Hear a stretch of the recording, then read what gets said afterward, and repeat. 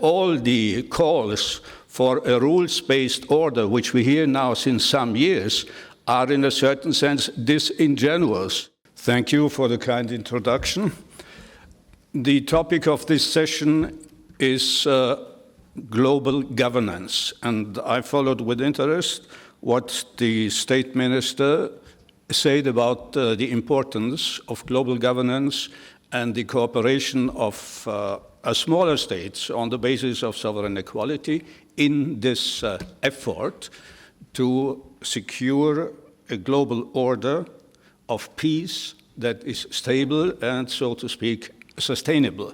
And let me just add or share a few reflections on the basis of our organization's cooperation with the United Nations now in the last 50 years.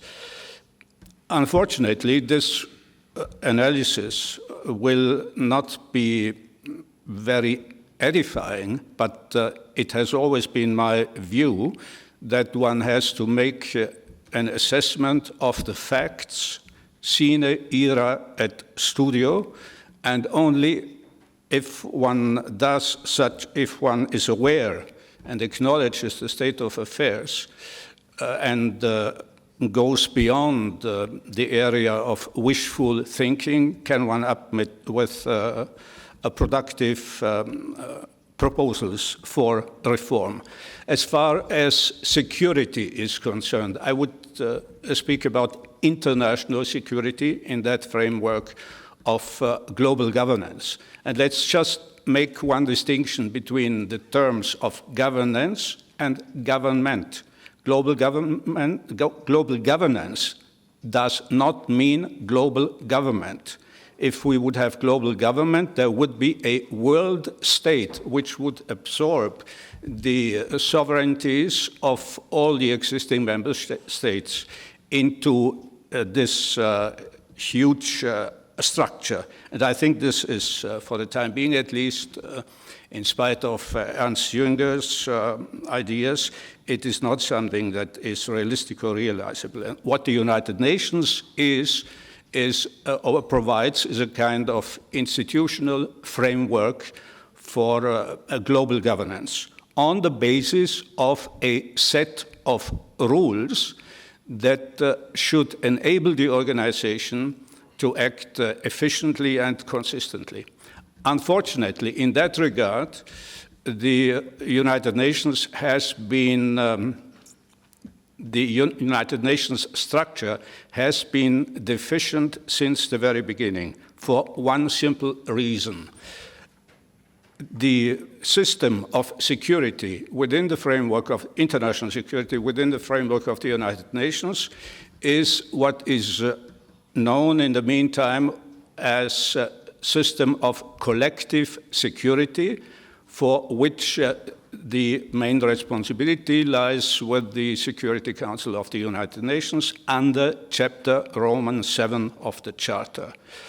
So far, so good. The Security Council has, according to the Charter, the authority to take coercive measures in cases when member states violate the prohibition of the international use of force, or when they threaten international peace and security.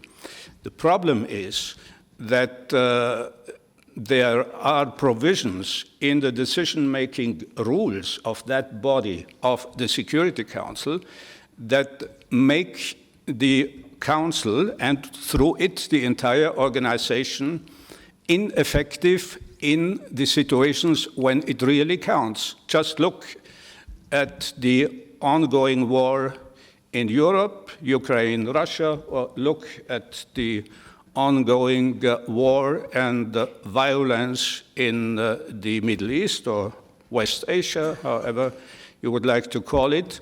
The United Nations is a passive bystander, effectively, because the Security Council cannot adopt any resolution on the basis of Chapter 7, a resolution that would be binding and would have coercive and legal power unless the 5 permanent members of the Council agree. And that is not the case concerning the Middle East. That has also not been the case concerning the war in Ukraine. Whenever a permanent member or an ally of a permanent member is involved in a dispute, the Security Council is paralyzed. And we have to be aware of one basic fact, and that is most of the time overlooked because it's somehow hidden in the Charter of the United Nations. Of course, there is the so to speak, universal principle of law, nemo iudex in causa sua. No one is judge in their own case. Yeah, that is quite fair and understandable. And this applies to all the decisions of the Security Council under Chapter Roman 6, which is a chapter about resolutions that have not binding force, but that are legally recommendations. Recommendations for the peaceful settlement of disputes. What counts in the UN Charter is the authority under Chapter 7 concerning coercive measures. And for any decision under Chapter 7, this rule does not apply.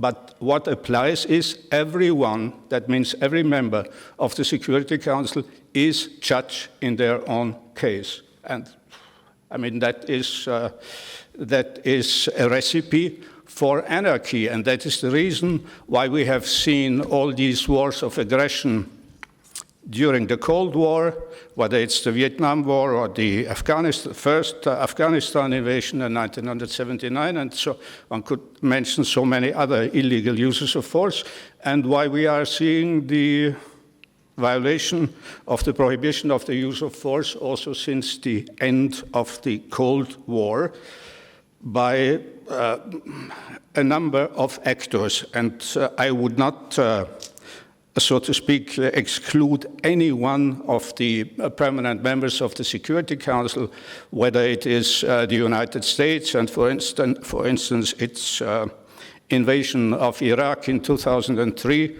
or Russia and its invasion of Ukraine more recently, or also, just one example, the total disregard as far as the international rule of law is concerned by the People's Republic of China of the legally binding decision of an arbitral tribunal concerning issues of maritime sovereignty in the South China Sea. And nothing will change in that regard as long as one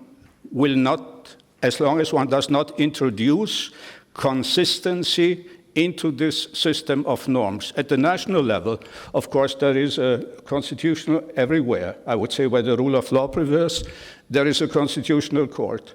And in such a case, where there is a conflict of norms, in this case, the norms, norm, for instance, on the prohibition of the use of force, and the other norm privileging certain member countries to prevent any decision on such a violation, because they are not, because they have the right of veto and because they are not bound not to abstain in cases when they are themselves a party. At the national level, a constitutional court would change the law and would instruct the parliament to make the according changes and would invalidate the existing provisions. Internationally, that does not exist because as one calls it, the World Court, the Court of the United Nations, the International Court of Justice in The Hague, can only issue advisory opinions. It cannot take any binding decisions, even in cases of arbitration, if the Security Council of the United Nations is not assisting it in the implementation of its decision.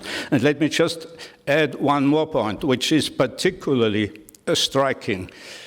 As far as this situation the implications of this situation are concerned for international criminal justice, which is one of the most spectacular aspects of nowadays international relations and of nowadays also thinking about international security.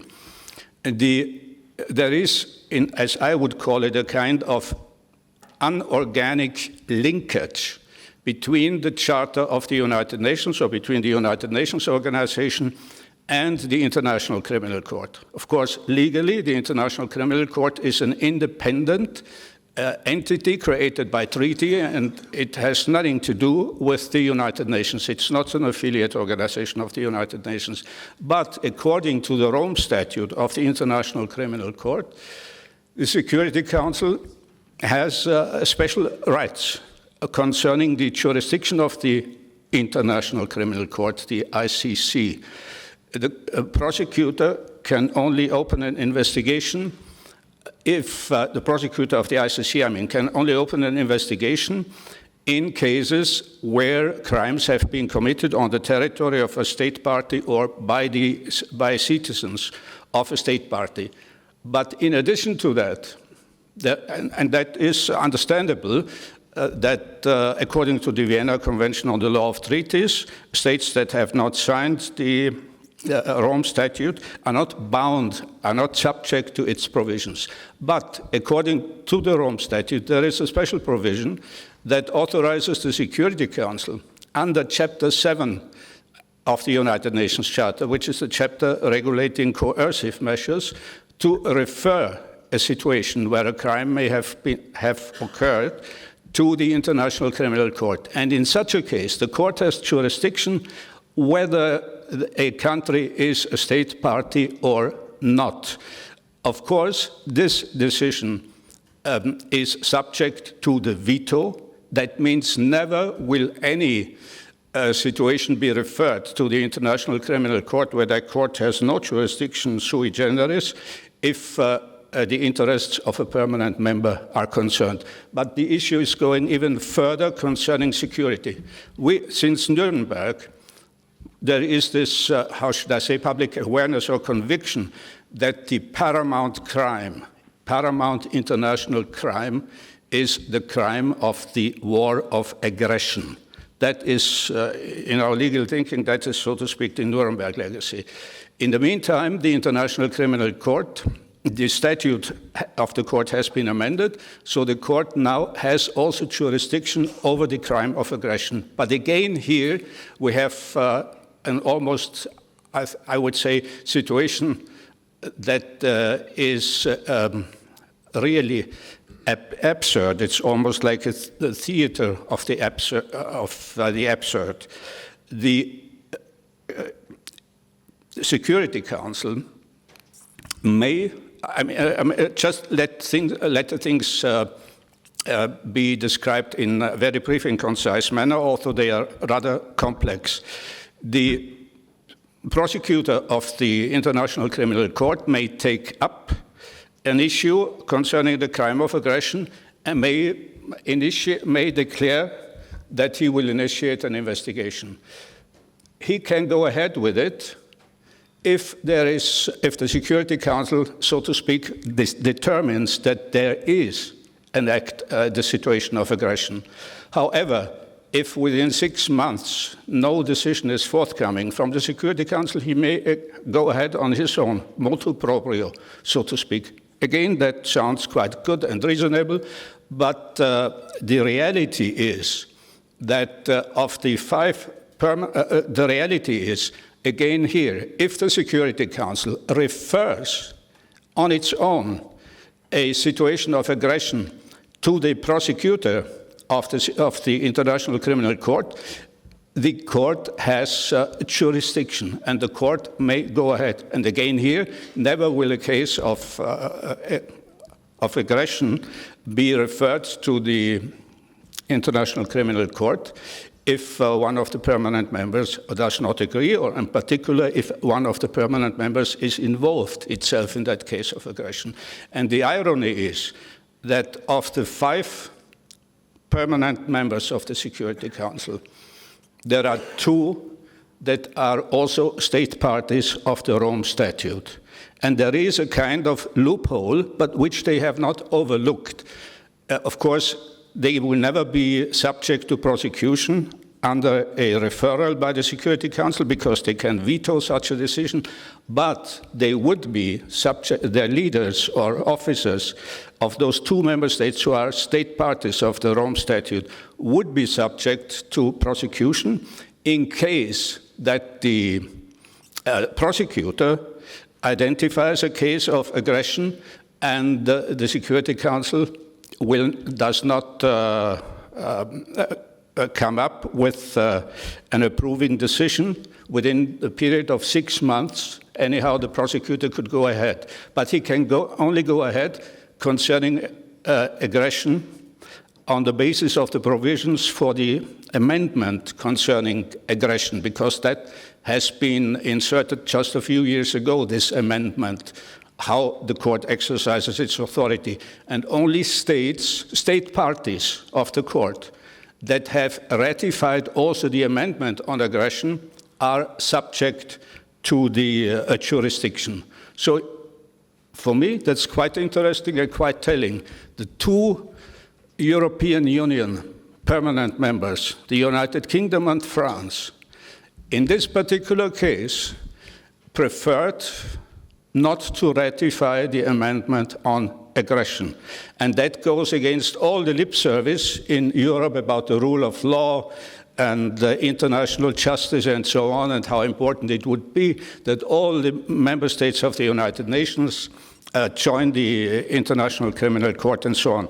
Concerning the most, how should I say, serious crime under the jurisdiction of the court, these two European Union countries, I would say against all what we say here in Europe and what they say in those countries about European values and commitment to fairness and equality among nations, stay away. And as long as this situation prevails, and as long as we do not address that within the United Nations framework, and through it also the wider framework of international relations, power ultimately, when it's getting really serious, trumps law, unless we address that issue and challenge the member states to do something about it, namely to amend the rules. Nothing can be achieved, and all the calls for a rules-based order, which we hear now since some years, are in a certain sense disingenuous if one is not really addressing, so to speak, the elephant in the room. So that's the point I wanted to make. Thank you.